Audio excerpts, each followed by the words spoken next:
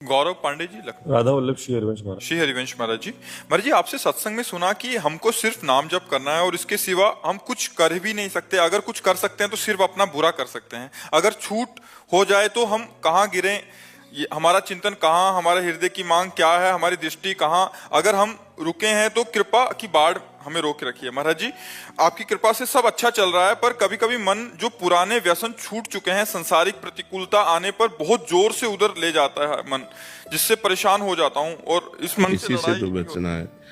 नवीन कुसंग से और पूर्व संस्कार से हमारा युद्ध होता रहता है। जैसे नवीन कोई हमने दृश्य देखा, कोई बात सुनी, कोई भोग सानिध्य हुआ तो भोगने की इच्छा हुई। नवीन कामना, भोगे हुए भोगों की तृष्णा, यही से तो युद्ध होना है। वो भोगा था, अच्छा लगा था, ये मन चिंतन करवा करके उधर ले जाना चाहता है। उसी समय ना, अब नहीं, अब लो नशा नहीं। यद्यपि बहुत बुरा लगेगा, मन को बहुत बुरा लगेगा, वो आपको जलाएगा और उस जलन को सह जाना ही अध्यात्म है।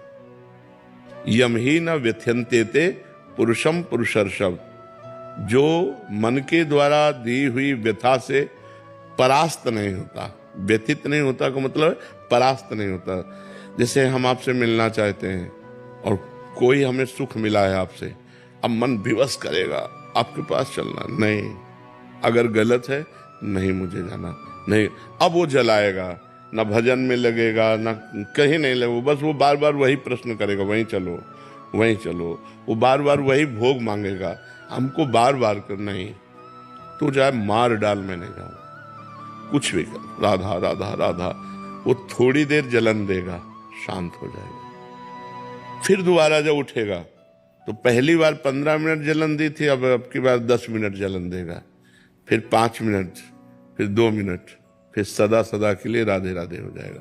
पर इतनी क्षमता रखनी पड़ेगी कि उसके इस वार को सहना पड़ेगा। उसका स्वभाव है प्रमथन, मन को मथ डालना, एकदम व्याकुल, यार सब बाद में देखेंगे, पहले ये खा लेते हैं, पहले ये भोग लेते हैं, पहले ये पी लेते हैं, पहले ये देख लेते हैं। उसका ऐसा स्वभाव है। मन के स्वभाव को सह जाना यही साधुता है। सहत सहत बाढ़ भगति गृह तन गुरु हितगार। जब ना सहन हो तो रो पड़ो, भगवान को साक्षी करके, हे नाथ आप देख लो हमारी दुर्दशा होने के लिए ये क्या मन कर रहा, प्रभु आप संभालो, मुझे सामर्थ्य दो प्रभु। उस समय प्रभु को पुकारे, उस समय नाम कीर्तन करने लगे, उस समय सत्संग सुनने लगे, उस समय किसी साधक से बातचीत करने लगे। एकांत में तो फिर टिक पाना बड़ा मुश्किल है। जब हमारा मन किसी विषय पर अरज गया हो और हम एकांत में तुम्हारा बार बार तुम्हें परास्त करेगा, उस समय हमको खोजना है कि किस विषय से शांत होगा। कोई शास्त्र स्वाध्याय, कोई सत्संग सुनना, किसी साधक के पास बैठ जाना। कुछ नहीं है तो जोर जोर से भगवान को पुकारना, राधा राधा किशोरी जू, हे लाल जू, हे प्रभु मुझे बचाओ, मेरा मन ऐसे। क्योंकि इसको सहना बहुत कठिन है। बातें बना लेना, उपदेश दे लेना, उपदेश सुन लेना सब सरल है, लेकिन जब ये हठीला मन किसी विषय पर हट कर लेता है कि मुझे ये चाहिए, मुझे ये भोगना है, फिर बड़ा मुश्किल हो। फिर तो मतलब घबराहट पैदा कर देगा, भारी जलन पैदा कर देगा, व्यथा पैदा कर देगा।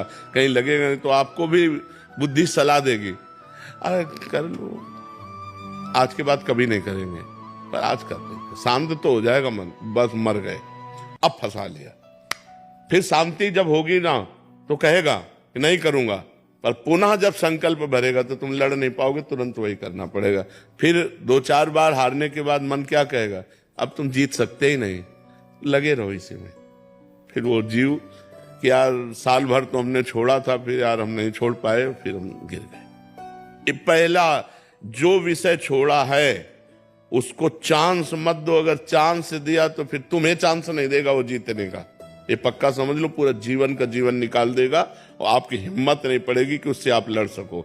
और एक बार लड़ना सीख गए, एक बार परास्त कर दिया तो आपके अंदर आनंद उठेगा कि यार वो बात से हम बच गए, वो बात से हम बच गए। तो आप हर बात जो बुरी है उसको आप परास्त कर देंगे। ये अध्यात्म की बात है। थोड़ा इसमें सहन करना सीखना पड़ेगा। तितिक्षु भगवान आज्ञा करते हैं, मात्रा स्पर्शास्तु कौन्ते शीतोष्ण सुख दुखदा। ये जो है आगमा पाइनो अनित्यास्ता तितिक्षस्व भारत, ये आगमा पाइना आने जाने वाले हैं, इनको तास तितिक्षस्व भारत, इनको सह मात्रा स्पर्शास्तु कौनते, शीतोष्ण सुख दुखदा। ये जो गर्मी सर्दी अनुकूलता प्रतिकूलता लाभ हानि ये नाना प्रकार की ये आने जाने वाली हैं। काम क्रोध लोभ ये वृत्तियां आने जाने वाली टिकने वाली नहीं, इसलिए हे अर्जुन तुम इनको सहन करो, ये भोगने से नहीं शांत होंगी। और हमारी इंद्रियां चंचल हैं और मन इंद्रियों के अधीन है और बुद्धि मन के अधीन है, तो वो भी सलाह देती भोग लो। और अगर बुद्धि भगवान में लगी हुई है तो वो कहेगी नहीं गलत है, हम नहीं करने देंगे। तो अगर बुद्धि ना कर दे तो मन कुछ नहीं कर सकता फिर, लेकिन मन इतना बलवान है कि वो बुद्धि को अपने अधीन करा के दस्तखत करवा लेता है और इंद्रियों के साथ भी मनमानी विचरण करता है। इसलिए खूब नाम जप करो, सत्संग सुनो और सहन करना सीखो। जो सहन कर गया वही आगे बढ़ गया, जो टूट गया वो बिखर गया है संसार में। अभी 6-7 दिन पहले ऐसे ही हुआ था कि मतलब जो व्यसन छूट चुके हैं पूरी तरीके से, तो कुछ ऐसी चीजें हुई, किसी से बातचीत कहा सुनी हो गई, तो मन बार बार उसी चीजों में ले जा रहा था पूरा। तो मतलब जैसे आप कहते हैं कि विचार आएगा फिर संस्कार बनाएगा फिर संकल्प होता है, तो वो हो ही गया था। फिर मुझे लगा अब मैं भ्रष्ट हो जाऊंगा तो भगवान से ये प्रभु अब नहीं हो पा रहा है हमसे, हम भ्रष्ट हो जाएंगे। उसी समय कुछ ऐसा प्रभु ने कृपा की कि हुआ, तो क्रिया नहीं हो पाई किसी तरीके से, तो बच गए। अब जैसे महाराज जी मन में आता है कि अब जैसे दीक्षा आप कृपा हो रही है, आपकी कृपा से ही सब हो रहा है, वरना हम तो किसी लायक नहीं थे, हम तो कहाँ पड़े थे तो हमको ही पता है। आपकी कृपा प्रभु कृपा हुई तो अब जो उपासना मिली है वो आपकी कृपा से कर पाते हैं, कर हो रही है। फिर मन में ये अब डर लगने लगा है कि जैसे दीक्षा ले ली उसके बाद आगे चल के फिर ऐसा हुआ कहीं कुछ क्रिया, यही डर वो तुमको गिराएगा, यही डर गिराएगा। तुम्हें डरना नहीं, ये मैं मर जाऊं लेकिन पीऊंगा नहीं, मर जाऊं खाऊंगा नहीं, मर जाऊं भोगूंगा नहीं। तू कर, तू कितना भी बार बार कर, मैं नहीं कभी करूंगा। कभी हट करके देखो तुम इतना डरपोक क्यों हो गए, इतना डर क्यों, डरोगे मार डालेगा। बिल्कुल बात पक्की समझो, दुश्मन से डरना नहीं है। अगर डर गए तो फिर तो मार डालेगा, फिर आपको देखो ना, दीक्षा के लिए घबराहट पैदा कर दी ना, वो आपको सतमार्ग से रोकेगा। आपको कहना है मर चाहे जाऊं, अंदर ही तो है वो, अंदर ही सुन रहा है। आप संकल्प करो कि मैं मर चाहे जाऊं, कभी पीऊंगा नहीं, मरना बर्दाश्त करूंगा, पीना नहीं, गलत आचरण नहीं करूंगा, बिल्कुल नहीं करूंगा। वो अंदर एक सॉफ्ट जगह रखता है, हाँ कभी तो हो सकता है, उसी जगह में प्रहार करो। नहीं, कदापि नहीं, कदापि नहीं, नहीं, बस हट करो। नहीं, वो आपसे बिरजेगा, कमजोर करेगा। बस यही तो युद्ध चलता है। और सही पूछो तो आप पर केवल प्रभाव दूर से दिखाता है अपने में मिलाने के लिए, कुछ नहीं कर सकता वो आपका, आपकी स्वीकृति के बिना कुछ नहीं कर सकता। वो आपको डरा के धमका के सुख का प्रलोभन दे करके, निश्चिंतता का प्रलोभन, आराम का प्रलोभन देकर वो फंसा देता है। आप दस्तखत कर दे, चलो यार बस मर गए, नहीं बच गए। अब ये नाम जप करो, इसी यही कला आ जाएगी, अध्यात्म की कला आ जाएगी। आप चिंता न करो, फिर भगवान सबके रक्षक है। पर जो गलती छोड़ी अब लो नसानी अब नान से, उसे पुनः मत करो, नहीं तो बार बार फिर ये भ्रष्ट करता रहेगा। और एक बार आपके मन में आ जाएगा कि मैं नहीं चल पाऊंगा अध्यात्म में, मैं नहीं चल पाऊंगा, मैं योग्य नहीं हूं, अब जो होगा सो होगा। तो हम बस ऐसे मार देता है।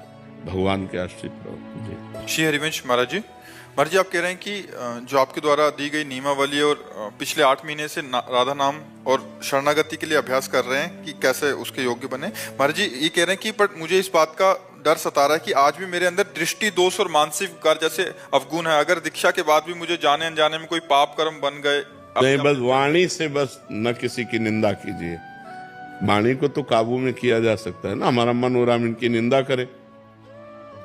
तो कलिकर एक पुनीत प्रतापा, मानस पुण्य होए नहीं पापा। कलयुग में मानसिक पाप नहीं लगता है, तो मन तक आ जाए तो ठीक है, लेकिन वाणी तक ना आने पावे, हम क्रिया में ना उतरने दें। मन तक तो फिर पाप नहीं लगेगा, और क्रिया में उतर गया तो परेशानी। तो क्रिया को तो रोक सकते हो ना, क्यों व्यर्थ में पाप लोगे, क्यों व्यर्थ में दुख मोल लोगे। भाई हमारा जीवन सुख के लिए है, हम दूसरे की निंदा करेंगे तो अपने हाथ कुछ लगेगा नहीं, दूसरे का दोष दर्शन करेंगे तो अपने हाथ कुछ लगेगा नहीं, पाप ही मिलेगा। पर निंदा के किए थे आवत नहीं कछु हाथ, मूर्ख पर्वत पाप को ले चल अपने साथ।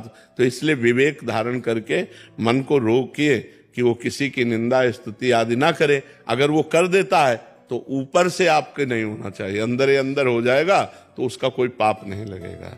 बहुत सावधान रहिए। परमार्थ का मतलब है सावधानी रखना, और ज्यादा किसी से संबंध मत रखिए, तो ये फिर बात ही नहीं आती। उठना बैठना व्यवहार बातचीत ज्यादा मत रखिए, अपने काम से काम रखिए और नाम जप कीजिए। तो ऐसा अवसर ही ना आने दो कि 4 लोग बैठकर किसी की निंदा स्तुति करें सुने। अपने माँ बाप आध्यात्मिक जो होता है वो अलग जीवन उसका होता है।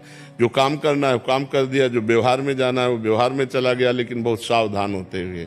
किसी की निंदा स्तुति से मतलब नहीं। महाराज जी, माताओं बहनों की तरफ दोष दृष्टि हो जाती है, इससे बड़ा भय लगता है अंदर। नहीं, दोष दृष्टि होना ये मन के पूर्व संस्कार है, लेकिन क्रिया ना हो जाए, क्रिया ना होने पावे। दोष दृष्टि तो मन जब तक पवित्र नहीं तब तक जो दृश्य देखेगा तत्काल संकल्प बनाने की कोशिश करता है, पर क्रिया ना होने पावे। हम किसी माता बहन की तरफ दोष दृष्टि मान लो हमारे अंदर हो गई तो राधा राधा वो खत्म हो गया, लेकिन अगर क्रिया हो गई तो फिर जेल भी जाना पड़ेगा। क्रिया हो गई तो आप समाज में निंदा के भी पात्र बनेंगे और नरक भी जाना पड़ेगा। क्रिया ना होने पावे। आंतरिक मन में विकार को हम नहीं रोक सकते हैं जब तक भजन का बल नहीं जागृत होगा, और जब भजन का बल जागृत होगा तो उसको भी रोक लेंगे। वो संकल्प और मतलब इतना समय ही मत दो। तभी कहते हैं राधा राधा राधा राधा, इतना समय ही मत दो कि कुछ प्रपंच कर पाए, उसके ऊपर इतना बोझा लादे रहो नाम का, कथा का, कीर्तन का, कि उसको अवसर ही ना मिले संसार की तरफ जाने का। अगर अवसर भी मिले तो क्रिया ना करे, क्रिया ना होने पाए, बस इसको रोक ले। नागेश कुमार जी हरिद्वार से। राधे राधे। राधे राधे महाराज जी। गुरुजी, मैं एक वैज्ञानिक पृष्ठभूमि से हूँ। मेरी स्वाभाविक रुचि ज्ञान मार्ग व प्रकृति के विश्लेषण में है। महाराज जी, शास्त्र कहते हैं कि आत्मा तत्व अप्राकृतिक है और स्वयं ईश्वर है। महाराज जी, प्रश्न है कि जैसे आप कहते हैं कि वायु विकार के कारण समुद्र लहरों के रूप में परिलक्षित होता है, दिखाई देता है, वैसे ही क्या प्राण ही मन बुद्धि के रूप में परिलक्षित होता है और समाधि की स्थिति में शांत हो जाता है, जिससे आत्मा प्रकाशित हो जाता है? अभी समझ नहीं पाए। आपका प्रश्न है।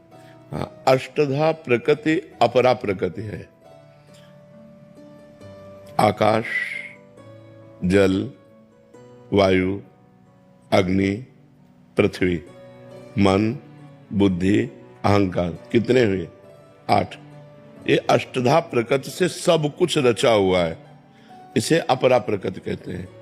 इसके अंदर जो चैतन्य है उसे परा प्रकृति कहते हैं। जिसको आसक्ति शरीर में हो गई तो उसे जीवात्मा कहा गया। इन दो से ही अनंत ब्रह्मांड भरे हुए हैं। आत्म तत्व के प्रकाश से प्राण और अंतःकरण ये दोनों अलग हैं। प्राण 5 हैं, प्राण अपान व्यान समान उदान। अंतःकरण 4 है, बुद्धि मन चित्त अहंकार। इन सबको प्रकाश आत्म तत्व से प्राप्त हो रहा है। जब आत्म तत्व अपने को भूल करके इनमें तदात्म हो गया, प्राणों में अंतःकरण में, तब उसे जीव कहा गया। और अब उसको अपनी करनी का भोग भोगने के लिए अनंत योनियों में बार बार जाना पड़ता है 84 लाख योनियां, लेकिन एक एक योनियों में बहुत बहुत विभाग है, तो जीव को भटकना पड़ता है। और जब वो ब्रह्म ज्ञान प्राप्त कर लेता है, यही ब्रह्म ज्ञान कि मैं स्थूल सूक्ष्म कारण शरीर नहीं हूँ, मैं अंतःकरण नहीं हूँ, मैं प्राण नहीं हूँ, मैं इन सबका प्रकाशक हूँ। तो जहाँ अहम ब्रह्मास्मि या शिवोहम, मैं शिव हूं, या तत्वमसि, मैं वही परम तत्व हूं, वो जीवन मुक्त हो जाता है। बात समझ में आ रही जी? क्या जिज्ञासा है? मैं यही जानना चाह रहा था गुरुजी, जो प्राण है क्या वही अभिव्यक्त होता है बुद्धि और मन के रूप में? प्राण एक प्राकृतिक वस्तु है, वो चिदानंद नहीं है, लेकिन उसमें जो चेतना है वो चिदानंद के फोर्सेस। जैसे ऐसे पर्दा किया और यहाँ एक बड़ा सा चुंबक रख लिया और इधर लोहे की सामग्री डाल दी गई। जिधर लोहे का आकर्षण खींचकर चुंबक तत्व से हिलन डुलन होने लगा, लोहे में कुछ नहीं है, वो चुंबकीय तत्व से हिलन डुलन उसमें हो रही। ऐसे प्रकृति में कुछ नहीं है, चेतना से उसमें प्रकाश होने पर हिलन डुलन हो रही। तो प्रकृति का प्राण है, प्रकृति का मन है, प्रकृति का बुद्धि है, प्रकृति का चित्त है, प्रकृति का अहम है। लेकिन परमात्म तत्व जिसे आत्मा कहते हैं, उसके प्रकाश से सब चेतन हो रहा है। और जहां जीव सूक्ष्म शरीर को लेकर के बढ़ता है, उसे जन्म होता है। जो सूक्ष्म शरीर का प्रकृति का त्याग कर देता है वो अपने स्वरूप में लीन हो जाता है। प्रकृति को स्वीकार करना ही तरंग नाम रखना है। ऐसे जीव नाम रखना प्रकृति से संबंधित होने के कारण। प्रकृति के संबंध का जो कभी हुआ ही नहीं, जड़ चेतन ही ग्रंथि पड़ गई, यद्यपि मृषा छूटति कठिनाई। जड़ चेतन में कभी ग्रंथि पड़ ही नहीं सकती, पर भ्रम से स्वीकार कर लिया गया, मैं स्त्री हूं, मैं पुरुष हूं, ये प्रकृति को स्वीकार किया गया है। तो प्राण कोई चैतन्य घन नहीं है। प्राण में चैतन्यता जहां से आती है वो आत्म तत्व है। प्राण एक जड़ वस्तु है, उसमें चैतन्यता आत्म तत्व से आती है। आत्म तत्व से ही प्रकाशित होकर पूरा अंतःकरण काम करता है। ये सब भागवती के अंदर से, जैसे पर्दे में सब कुछ दिखाई दे रहा है लेकिन बालकनी के नीचे से फोकस आ रहा है, तो आत्म तत्व के फोकस से ही प्रकाशित हो रहे हैं। प्राण जड़ चैतन्य का ये जो भेद स्वरूप अपना अहम है, ये भी उसी से प्रकाशित हो रहा है। सब कुछ उसी से प्रकाशित हो रहा है। सबकर परम प्रकाशक जोई। आप समझ पा रहे? प्राण में स्वयं की सत्ता नहीं। तो महाराज जी, जैसे प्रकृति अष्टाध्याय प्रकृति हो गई जी। तो जैसे कोई जैसे समुद्र है, तो समुद्र के अंदर तरंग आया जी। और फिर वो समुद्र में ही विलय हो गया जी। तो समुद्र एक माध्यम, समुद्र आधार है, आधार हो गया, माध्यम नहीं है, आधार हो गया। आधार है। तो ऐसे ही क्या जो स्फुरणाएं होती हैं जी। तो उनका आधार अंतःकरण, न कि आत्मा। प्राण तो केवल संचलित करने का काम कर रहे हैं। प्राण इस जीवन को संचलित करते हैं, बुद्धि इसका निश्चय करती है। जैसे एक मच्छर ने हमारे कहीं भी काटा तो पहले हमारे अंदर स्फुरणा हुई बुद्धि में, मच्छर काट रहा है। मन में संकल्प हुआ कहां काट रहा है, तो बुद्धि निश्चय करके बताया कि पीठ में काट रहा है। तो मन ने तुरंत संकल्प किया और हाथ में क्रिया आ गई और हाथ वहां पहुंच गया, काम कर दिया। आत्म तत्व इसमें कहीं नहीं है। ये चेतना का प्रकाश है, बुद्धि में चेतना का प्रकाश है और ये सब जड़ यंत्र हैं। जैसे आप बिल्कुल समझ लीजिए, पूरी फैक्ट्री चल रही, लेकिन किससे चल रही? बिजली से। ऐसे ही आत्म तत्व से सब क्रियाएं हो रही, सब क्रियाएं नाना प्रकार, और इतनी विचित्र क्रियाएं हो रही हैं कि अगर विवेक ना हो तो आपको समझ में नहीं आएगा। जैसे एक बिजली है ठंडा कर रही है, एक बिजली है प्रकाश दे रही, एक बिजली है हीटर में गर्मी दे रही। वही बिजली ऐसा कैसे हो सकता है कि गर्म? वही बिजली ऐसा कैसे हो सकता है ठंडा? वही बिजली ऐसा कैसे प्रकाश? वही बिजली ऐसा कैसे बहुत बलशाली मशीनों को चला रही? तो बिजली का यह स्वरूप नहीं है, ये करणों का स्वरूप है। बिजली जिस करण में गई वैसे ही स्वरूप हो गया। ऐसे आत्म स्वरूप। अब ये करण है, कोई बहुत दुष्ट स्वभाव का अंतःकरण वाला है तो वही आत्मस्वरूप का बल उसे दुष्टता प्रदान करेगा। कोई साधु स्वभाव वाले का है, वही आत्मस्वरूप उसे साधुता प्रदान करेगा। मगर इनमें कोई बल नहीं। वो ऐसे हुआ कि सब सिस्टम ठप। जैसे बिजली गई तो सब सिस्टम ठप। तो वो बिजली है आत्मा। यद्यपि बिजली प्राकृतिक है और वो चिदानंद में है, कैसे बिजली एक देशी है और वो सर्वदेशी है। तो समझ पा रहे आप? खुशी खनेजा जी दिल्ली से। श्री हरिवंश महाराज जी, आपके चरणों में कोटि कोटि प्रणाम। आपके श्रीमुख से सुना है कि केवल भगवत कार्य या चिंतन ही सत्य है, अन्य सभी कार्य सुख का पर्दा किए हुए दुख हैं। महाराज जी, मेरा प्रश्न है कि यदि कोई कार्य हमारे अनुकूल होता है और उसमें हमें सुख की अनुभूति होती है, तो हम कैसे पहचाने कि वह कार्य वास्तव में सत्य है या केवल अस्थायी सुख का आभास देकर अंततः भगवान के सिवा और जहां कहीं भी सुख की अनुभूति हो माया जनित है। हर्षित होना माया का है और प्रसन्न होना भगवान का है। हर्ष का द्वंद्व है शोक। जैसे कोई हमारे अनुकूल कार्य हो गया तो हर्षित हो गए, और कोई भगवान के अनुकूल कार्य हो गया तो हमें एक प्रसन्नता होती है कि गुरु ने कहा था 11 माला जपना है, भगवान की कृपा से 11 माला पूर्ण है। तो इसमें हर्ष नहीं होगा, इसमें आनंद होगा। और कोई समस्या हमारे जीवन में है और वो जब अनुकूल हो जाएगी तो हमें हर्ष होगा, नहीं होना चाहिए।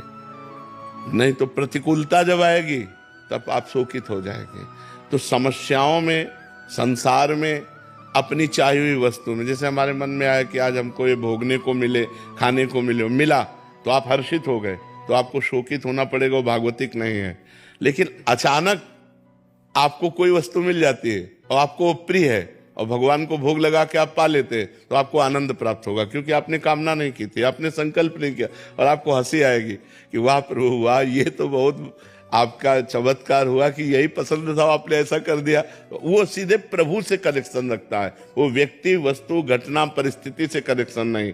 जो व्यक्ति वस्तु घटना परिस्थिति से संबंध से हमें जो सुख मिलता है वो माइक सुख होता है, और जो केवल नाम भगवान, भगवान के रूप, भगवान की लीला और भगवान के विधान, जैसे किसी ने, हजारों लोगों ने नमस्कार किया और 2 ने थप्पड़ जमा दिए, तो दोनों में हमें समान रहना है, क्योंकि हजारों में विधान किया भगवान ने तो उन्होंने नमस्कार किया, और 2 को विधान करके भेजा कि इसका नशा उतारो सम्मान का, तो उसने थप्पड़िया दिया। तो हमें दोनों में प्रसन्न रहना है कि मेरे प्रभु का विधान है, हम उस घटना परिस्थिति को नहीं देखते, मेरे प्रभु का विधान है, ऐसा सोचना है। तो हमको प्रभु के विधान में आनंदित रहना है, न हर्षित होना है न शोकित होना है। जो ध्यान करके सुन लीजिए, व्यक्ति वस्तु स्थान घटना परिस्थिति में हर्ष या शोक होता है वो माइक होता है, और जो भगवान के संबंध से होता है वो आनंददायक होता है, वो प्रसन्नता प्रदान करने वाला होता है।